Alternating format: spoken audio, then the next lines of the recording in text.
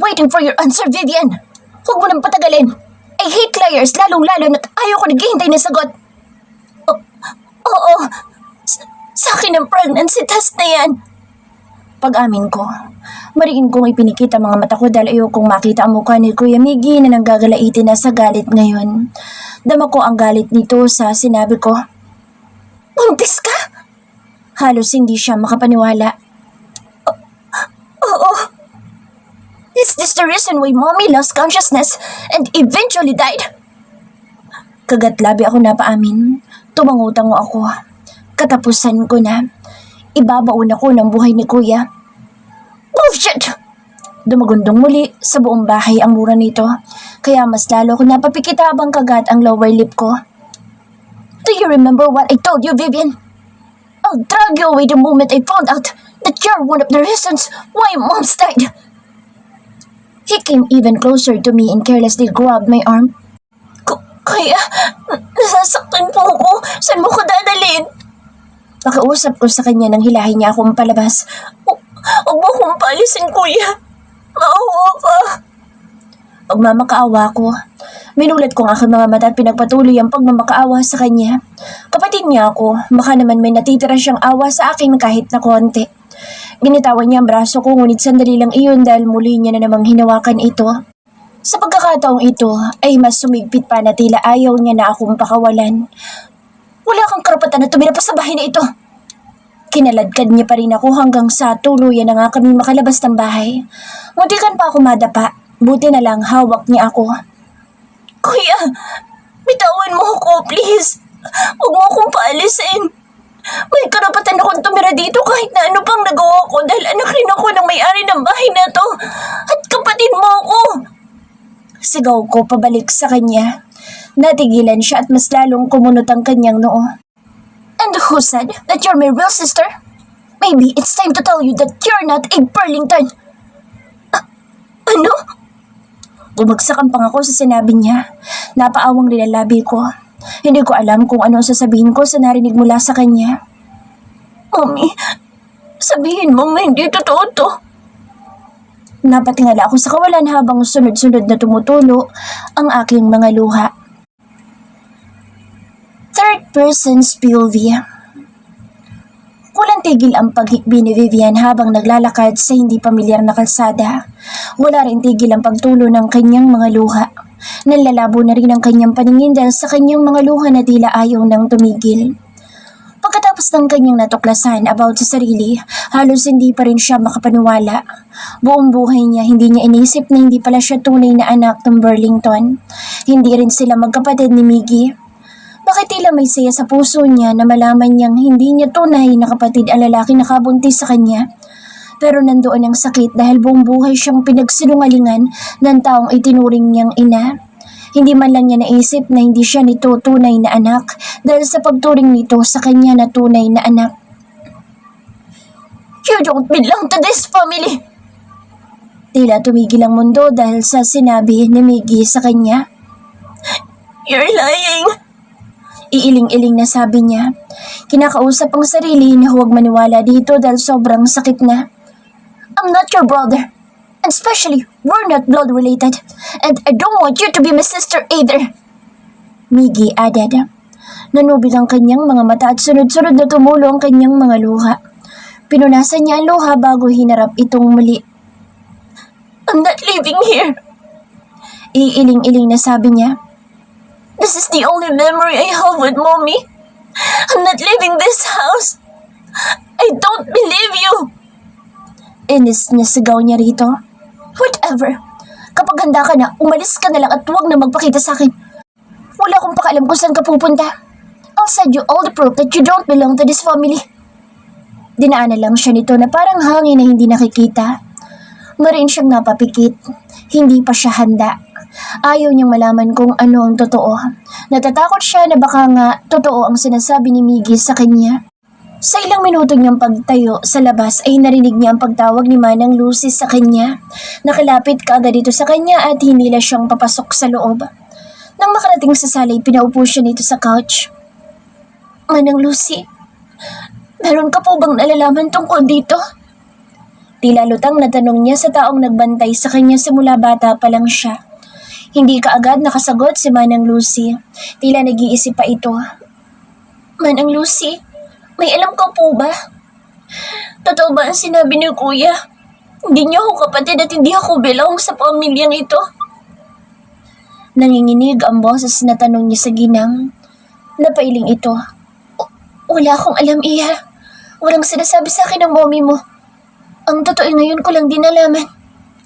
Muli siyang napapikit ng mariin kaya sunod-sunod na naman na tumulo ang malalaking butil na luha mula sa kanyang mga mata. Bakit ngayon pa? Bakit ngayon lang niya nalaman ito? Bakit hindi mo man lang sinabi sa akin to, mommy? Ayokong maniwala pero paano nga kung totoo sinasabi ni Kuya? Wala akong lugar sa pamilya na to. Iniwanan mo akong napakarami sekreto pala na dapat kong malaman. Sana'y sinabi mo na lang sa akin noon pa, hindi yung ganito. Nagtatanong na lang ako sa kawalan.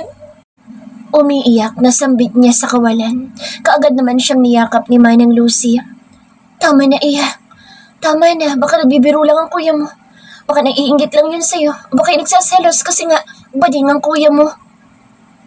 Hindi niya napigilan na mapatingala kay Manang Lucy dahil sa sinabi nito. Ang seryoso niya pero nagawa pa nitong magbiro. Alam niyang hindi ito bading dahil naalala niya ang gabi noong may nangyari sa kanilang dalawa ni Miggy. Napakagaling nga nito habang inaangkin siya ng puno ng pagnanasa. Dapat ba na matuwa siya dahil hindi sila magkapatid? Nakatakas siya sa kasalanang hindi dapat nila ginawa ng Kuya Miggy niya dahil magkapatid silang dalawa. Dapat ba na matuwa siya kapag napatunayan na hindi talaga sila magkadugo? Narinig ko sinabi mo, Mana. Sino ba din? Nakita niya ang panlalaki ng mga mata ni Manang Lucy. Kaagad itong napatayo ng tuwid at hinarap ang hari sa bahay na ito. Sir Miggy, kayo ho pala. Wala ho. Yung aso sa kapitbahay parang bading kung tumahol. Kaagad na pagsisinungaling ni Lucy. Take Vivian to her room. Utos ni Miggy dito. Ibigay mo rin sa kanya. Inihagis nito ang envelope at mabuti lang nasalo ito ni Lucy. Ayoko makarinig ng iyak na parang crying baby. Naririnda ako. Umalis ka na lang dito sa bahay ng tahimik pagkatapos mong makita mga patunay na hindi nga kita kapatid. Bilo ni Vicky, saka sila nito tinalikuran. Hindi niya na napigilan pa at tuluyan na siyang napahikbi. Niyakap niya kaagad si Manang Lucy. Niyakap rin naman siya nito. Monster itong kuya mo, Vivian. Walang puso. Hindi man lang ba naawa sa'yo? Sambit ni Manang habang yakap siya nito. Hindi siya nakasagot. Panay lang ang kanyang paghikbi. Halika na sa kwarto mo. Baka bumalik pa yun at kalad ka rin kang palabas kapag narinig niya ang hikbi mo. Wala na siyang lakas na tumayo kaya inalalayan na lamang siya ni Manang Lucy na tumayo at maglakad paakyat ng hagdanan. Nang makarating sa kwarto, ibinigay ni Manang Lucy ang envelope. Gusto mo bang tingnan? Tanong nito na tinitigan niya lang. Umiling-iling siya pagkatapos ng ilang segundo. Ay, oo. Paano? Anong gagawin natin dito? Sigurado ka ba na hindi mo titingnan? Baka naman hindi totoo sinasabi ng kuya mo. Tinatakot ka lang nun. Napapikit siya at unti-unti niyang kinuha mula kay Manang Lucy ang envelope. Huminga siya ng malalim bago niya binuksan ito. Kailangan ko malaman ang totoo, Manang. Kahit masakit, titiisin ko na lang para isang sakit na lang mararamdaman ko. Nalungkot si Manang sa sinabi niya. Ikaw ang bahala, Iha. Gusto mo lumabas na muna ako? Tumangutango na lamang siya. Lumabas si Lucy sa pintuan ng kwarto niya. Naiwan siyang mag-isa. Pinalipas niya muna ilang minuto bago niya sinubukan ulit tingnan ang laman ng envelope. Nang mabuksan ay hinugot niya mula sa loob ng envelope ang isang papel na medyo kalumaan na. Napaawang ang kanyang labi nang makitang may nakasulat sa papel. Pinunasan niya ang kanyang mga mata dahil nalalabo na dahil sa kanyang pag-iyak. Tinitigan niya muna ang papel bago unti-unting binasa ang nakasulat dito. Kung sino man po makapulot sa anak ko, sana po ay mahalin at alagaan niyo po siya. Hindi ko na po kayang alagaan sa Vivian dahil isang dosena silang magkakapatid. Hindi niya na itinuloy pa ang pagbabasa sa sulat dahil tuluyan na naman siyang napahikbi. Sa sulat pa lang parang gusto niya nang sumigaw. Hindi niya kaya ang mga susunod pa niyang matutuklasan about herself. Pero kahit nahihirapan ay pinagpatuloy niya ang pagbunot sa laman ng envelope. Nabunot niya naman isang litrato ng baby nasa isang basket nakahiga. Naagaw ng kanyang pansin na nakasulat sa likod ng picture. Ang cute-cute ng batang ito. Itong pinakamasayang araw sa buhay ko dahil narinig ang panalangin ko na magkaroon ng babaeng anak. Alam niyang sulat iyon ng mommy niya. Napapikit na naman siyang muli. Ngayon maliwanag na sa kanyang totoo mga sinasabi ng Kuya Miggy niya. Hindi ito nagsisinungaling. Para siyang aso na itinapon lang kung saan. Nanlalambot ang mga tuhod ni Vivian at nawawala na ng lakas. Ilang oras na rin kasi siyang naglalakad pagkatapos siyang matuklasan ng totoo. Umalis kaagad siya sa bahay ng Burlington. Walang lingon-lingon niya itong nilisan, kaya habang naglalakad panay rin naman ang kanyang pang-iyak. Hanggang sa hindi niya na nakayanan, bumigay ng tuluyan ang kanyang mga tuhod kaya unti-unti siyang bumagsak sa semento. Sir Miggy! Sir! Tumatakbo habang tinatawag ni Lucy si Miggy. Mula sa pagbabasa ng diary, ibinaba ito ni Miggy at tiningala si Manang Lucy na halos nanginginig na ang boses. What is it, Manang? Bakit parang sa Ma'am Vivian po, yung kapatid niyo? Wala na ho sa kwarto niya. Tila walang narinig si Miggy mula dito. Napailing lang at tiningnan si Manang Lucy. I expected her to leave the house pagkatapos ng lahat na matutuklasan niya. So, don't worry about her. As if you were her real mother. Yaya ka lang ni Vivian. Wala man lang ba kayong gagawin sa inyo rito? Kahit yaya lang niya ako, may awa naman ako sa bata ngayon. Hindi niyo man lang siya pinigilan. Manam, she's not my real sister. Bakit ko siya habulin at pipigilan na umalis? Pero sir, ibinilin siya ni Mama Maria sa inyo. Yes, but she's the reason why Mommy died. So why would I worry about her? Kung hindi sana siya ang dahilan ng pagkamatay ni Mom, sana ipipigilan ko pa siya na wag nang umalis. Walang gana na sagot ni Miggy. Napailing na lang si Manang Lucy. Hindi niyo po ba talaga susundan si Ma'am Vivian? Muli tanong ni Manang. Sinamaan ka agad ito ng tingin ni Miggy. Another word, Manang? Baka pati ikay paalisin ko. Hindi na muli nagsalita pa si Lucy. Napakamot na lang ito sa ulo. Kawawa naman si Vivian. Tila pabulong na sambit ni Lucy. Huwag kang maawa sa babae yun. Nagawa niya nga magpabuntis. Siguro may tutulungan siya na lalaki na kabuntis sa kanya. Inis na sabi ni Miggy. Hindi lang mawala sa akin na mag-alala. Napakabait na bata ni Vivian. Lahat naman ng ayaw ni Mama Maria sinunod niya. Ang hindi ko lang alam ko bakit nabuntis ang batang yun. Maaga namang umuwi yun galing sa school. Hindi yun nagbabarkada. Kapag may gawain nga silang homeworks, dito nila ginagawa ng best friend niya si Cheska. Kaya nakapagtataka kung bakit maaga siyang nabuntis. There's evidence na malandi ang babae na iyan. So don't defend that woman anymore. Just go back to the kitchen and continue your job. Walang nagawa si Lucy kundi sundi na lang ang sinabi ni Miggy. Tanghali na nang magising si Miggy. Hindi pa kaagad siya makakabalik sa Maynila dahil marami pa siyang inaasikaso.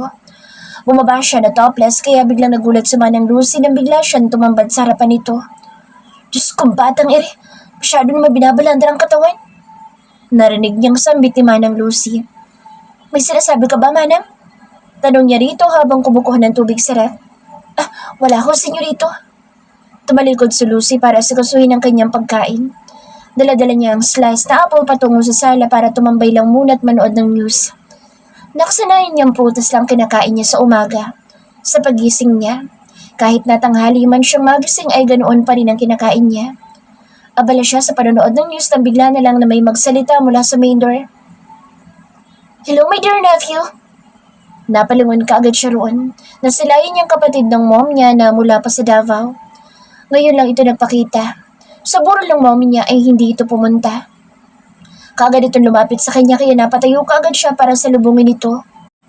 Who whispered you to come here? Tanong niya kaagad rito. Wala naman. Iho, hindi ako nakapunta dito sa burol ng mama mo kasi wala ako sa Davao. May inaasikaso ako importante that day. It's okay. I know. But why are you here? Tumawa ito. I'm here for Vivian. Sagot dito sa kasinuyod ang kabuuan ng sala. Nasaan siya? Bakit? Anong gagawin niya? Kukunin ko si Vivian. Ibinilin siya ng mama mo sa akin kaya kukunin ko siya. Alam ko hindi ka agad kayo papayag kung wala kayong makukuha. Natawa na naman ito. Ikaw talaga? Masama na bang alagaan ko ang pamangkin ko? Pamangkin ko si Vivian and she's just only 17. Kaya dapat nasa akin muna siya. Wala siya dito. Nakayukong sabi niya.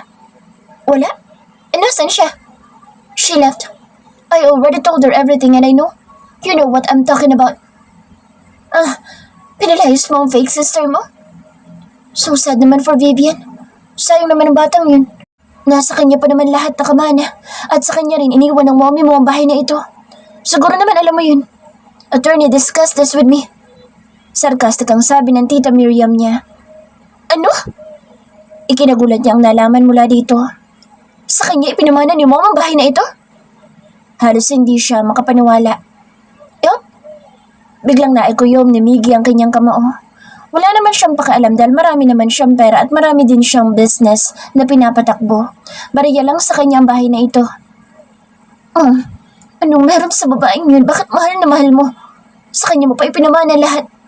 I'm your real son. Just asking for your attention. Sambit niya sa kawalan habang nakakuyom ang kamao. Kung ako sa'yo, hanapin ko na kaagad si Vivian. Dahil maging ang shares ng mom mo sa kumpanya na pinapalago mo, sa kanya rin ipinasa ng mahal kong kapatid. Iyon ba ang dahilan kaya ka pumunta dito? Well, sabihin na natin oo. Wala namang may care sa batang iyon. I heard you didn't like her as your sister. Kaya kung ayaw mong hanapin sa Vivian, ako maghahanap sa kanya at dadaling ko siya sa Davao. Nang makalis ang tita Miriam niya ay kaagad niyang kinuha ang phone at tinawagan ng isa sa kanyang tauhan na kasama umuwi dito sa probinsya. Ihanda mong kotse. May pupuntahan tayo. Maotoridad na utos niya dito. Vivian's POV. Nasaan ako?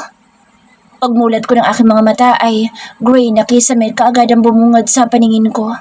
Sandali muna ako nag-isip at pilit na inaalala ang nangyari. Naglalakad ako sa kalsada at biglang nawala ng malay pero nasaan ako? Kaninong bahay ito? Mula sa aking pagkakahigay ginalaw ko ang aking katawan para umupo. Nasaan ang cellphone ko? Hinanap ko kaagad ang phone ko dahil ang pagkakaalala ko'y nasa kamay ko iyon. Hawak-hawak ko pa bago mawala ng malay. Wala sa bedside table nang sulyapan ko ito. Kaagad naman ako napatingin sa pintuan nang bubukas ito at tumambad sa akin ang isang ginang na may daladalang food tray. Gising ka na pala. Tama-tama, mainit pa ito. Itong niluto ko. Kumain ka muna para malagyan man lang ng mainit ang iyong tiyan. Sino po kayo? Napaatras naman ako dahil hindi ko naman ito kilala. Ako ang pinagkakatiwalaan sa bahay na ito. Si Sir Allen na nagdala sa'yo dito. Kaso wala siya. Nagmamadaling umalis pagkatapos kanyang ihati dito. Ibinilin kanya sa akin. Ikinuwento niya rin na wala ka raw malay nang mahagip ka ng kanyang paningin. Mabuti na lang at si Sir Allen na nakakita sa'yo, iha. Natahimik na lang ako dahil totoo naman ang sinabi nito. Maswerte pa rin ako dahil hindi masamang tao ang nakakita sa akin. Naalala ko na naman kung bakit ako wala sa sariling naglalakad sa kalsada. Dahil ang mga taong pinagkatiwalaan ko ay pinagkaisahan ako. Marin ako napapikit. Dahilan para mabuo ang aking mga luha sa mga mata na sunod-sunod na namang tumulo nang imulat ko ang aking mga mata. Bakit ka umiiyak? Tila nataranta naman ang ginang kaya lumapit sa akin para punasan ang luha ko. Tinulak ko ito at kinabigla naman niya. Alis na ho ako. Hindi na ho ako magtatagal rito. Bumaba ako sa kama para ayusin ang sarili ko ngunit naalala ko ang phone ko kaya tinanong ko yun sa kanya. Nakita niyo po bang phone ko? Wala ka ng cellphone, nandinala ka ni Sir Allen dito.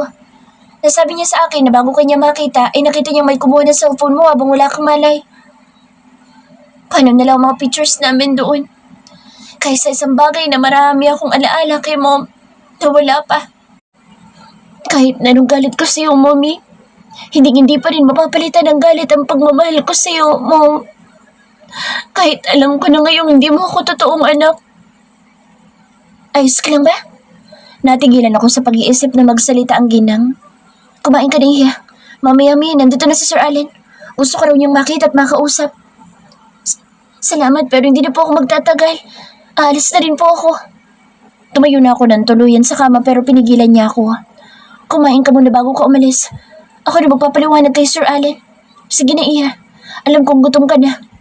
Pakiusap nito. Tinitigan ko muna ito ng matagal hanggang sa napagpasyahan kong kumain na rin. Meron po ba kayong cellphone? Tanong ko dito. Meron, Iha. Teka lang at kukunin ko. Kumain ka muna dyan. Tinalikuran niya ako para kunin siguro ang kanyang cellphone. Nang makita ko ang pagkain sa aking harapan ay bigla akong natakam. Hindi ko akalaing lalantakan ko yun at bago pa bumalik ang babae, ubos ko na iyon. Nang makapasok ito, kaagad siyang napatingin sa food tray. Bigla akong nahiya dahil naubos ko ang pagkain doon. Maya-maya pa'y napaburp ako kaya medyo natawa ang ginang sa akin at napailing na lang. Sabi ko na nga ba't gutom ka na eh? Iiling-iling na sabi nito habang nakangiti na iniabot sa akin ang kanyang cellphone. Napayuko na lang ako pagkatapos dahil sa kahihiyan. Hindi ko naman alam kung sinong tatawagan ko kaya ilang minuto kong tinitigan ang kanyang cellphone. Meron ka bang tatawagan? Untag sa akin ang ginang. Hindi ko po alam kung sinong tatawagan ko. Malungkot na sabi ko. Hindi ko nga pala memorize ang number ni Cheska. Siya sana tatawagan ko. Makikiusap muna ako sa kanya na doon na muna ako sa kanila matutulog kahit 1 o 2 gabi lang. Saan ka ba nakatira, Iha? Paniguradong ihatid ka ni Sir Allen sa bahay mo. Napailing ako. Tumulo na lang ang luha ko nang maisip kong wala na akong mauuwian.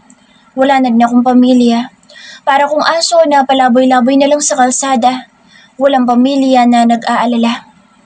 I'm sorry, Iha. I'm sorry. Meron ba akong masamang nasabi na ikinaiyak mo?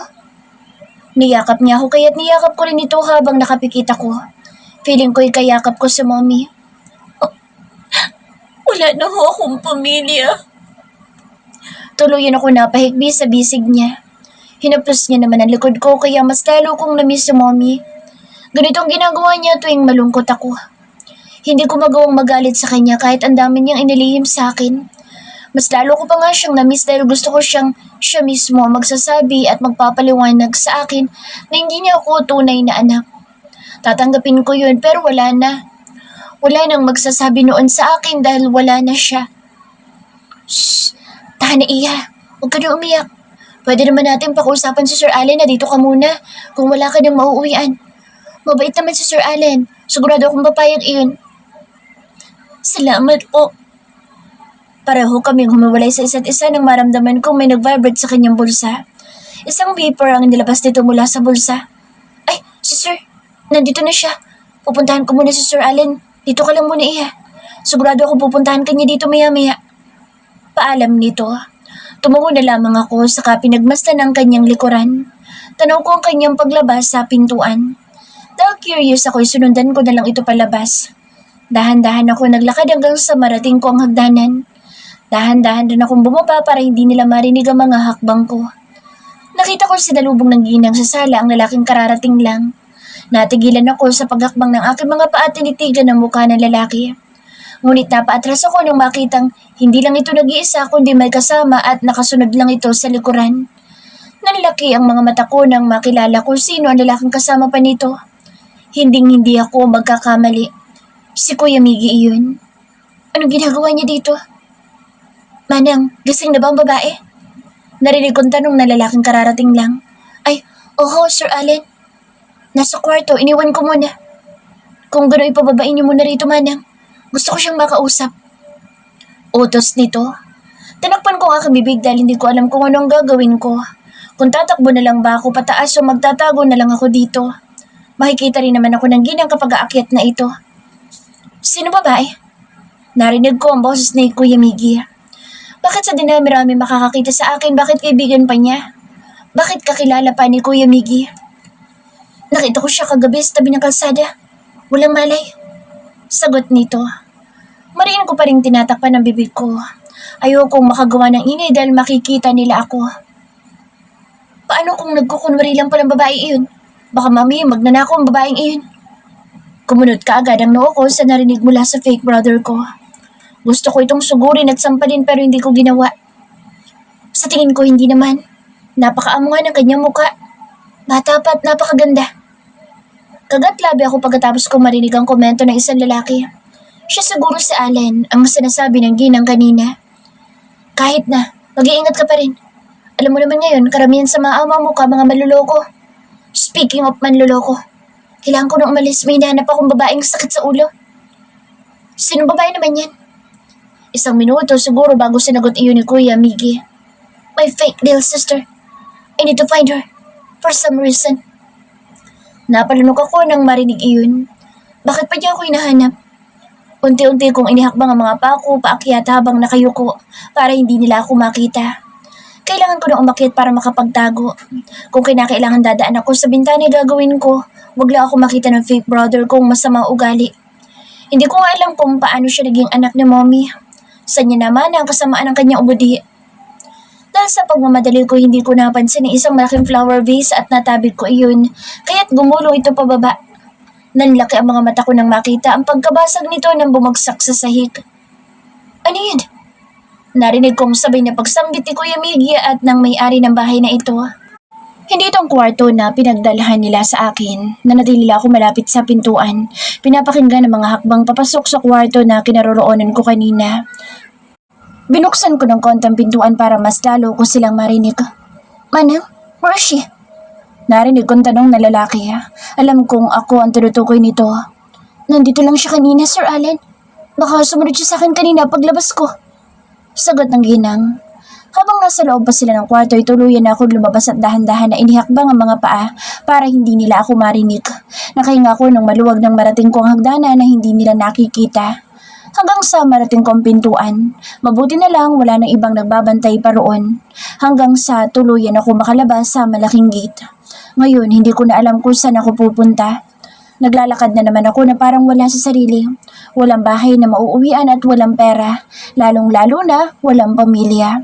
Kasabay ng luha kong pagbagsak ng malakas na ulan. Himas-himas ko aking tiyan habang naglalakad sa gitna ng ulan. Nadaanan ko ang mga taong nakatira sa gilid ng kalsada. Napatigil ako sa paglalakad at gumilid muna para sumilong. Kamalas-malasa naman dahil may dumaang malaking truck at dahil basa at maputik ang daan ay nagtalsikan ng mga ito sa kinaroroonan ko. Napailamos ako ng putik nang wala sa oras.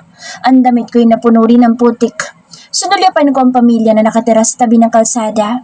Masaya sila kahit ganito lang ang kanilang tinitirahan. Masaya sila kahit pa napuputikan na ang kanilang hinihigaan. Ate, dito po muna kayo umupo oh. Mababasa po kayo dyan. Lumapit sa akin isang batang babae na madungis. May mga uling din sa mukha nito at maging sa kanyang suot na damit. Salamat pero okay na ako rito. Tanggi ko, kapag kasi uupo ako roon sa ginawa nilang bahay-bahayan ay kailangan may magpapaulan dahil maliit lang naman iyong kanilang masisilungan. Ayos lang po ate. Maliligo din po ako sa ulan kaya doon po muna kayo sumilong. Pamimilit nito. Salamat ha. Walang anuman po iyon. Pasensyahan niyo na po ang aming munting tahanan. Napangiti na lang ako. Ayos lang yun. At least magkakasama kayo. Buo ang pamilya niyo. Ako kasi wala ng pamilya kaya ang swerte mo pa rin dahil nandyan ang mga magulang mo. Kawawa naman po pala kayo. Huwag po kayo mag-alala. Dito sa aming munting tahanan pwede kayo ritong tumambay. Salamat. Anong pangalan mo? Diday po. Ah, salamat Diday. Third person's POV. Wala pa rin ba kayo balita sa pinapahanap ko sa inyo? Inis na tanong ni Miggy sa inutusan niyang tao para hanapin sa Vivian. Meron na boss. Nakita po namin siya malapit sa tulay kasama mga hamog. Hamog? Yes boss. Nandito kami ngayon sa kinaroroonan niya. Anong location niyan? Ibinigay ng mga tauhan niyang address ng kinaroroonan ni Vivian. Kagad siya nagbihis para puntahan ito. Habang nagmamanehoy kung ano-ano ang kanyang naiisip lalo na sa sinabi ng kanilang attorney. Kahilingan na yung ina na pakasalan mo sa Vivian. Yun lang ang paraan para mailipat sa pangalan mo malaking shares ng mommy mo sa kumpanya. Shit! Hinampas niyang manibela ng paulit-ulit na naririnig ang kataga ni attorney. Noon pa man ay sinabi na ng kanyang ina na gusto nitong pakasalan niya sa Vivian. Paano niya pakakasalan ng babaeng kinaiinisan niya at higit sa lahat nabuntis pa ng iba? Hindi siya mahilig sa tira-tira. Isa pa parang kapatid lang niya ito dahil sa laki ng gap nilang dalawa. Inihinto niya ang kotse sa tabi niyang makita ang kanyang mga tauhan sa hindi kalayuan. Tinawag niya ang isa sa mga ito. Yes, boss. Sagot nito. Dalhin niyo babaengin sa akin. Kapag hindi sasama, pilitin niyo o kaya itakutin niyo. Wala akong pakalam kung paano niyo madadala ang babaengin sa bahay. Mariin na utos niya rito. Habang tanaw sa Vivian na mukhang taong grasa na dahil sa suot nito na puno ng putik. Vivian's POV. Sumama ka sa amin. Sino kayo? Kinakabahang tanong ko sa mga ito. Basta sumama ka na lang sa amin. Hindi ka namin sasaktan kung hindi ka papalag. Napaatras ako ng tuluyan na sila lumapit sa akin at hinawakan kaagad ng mga ito ang braso ko.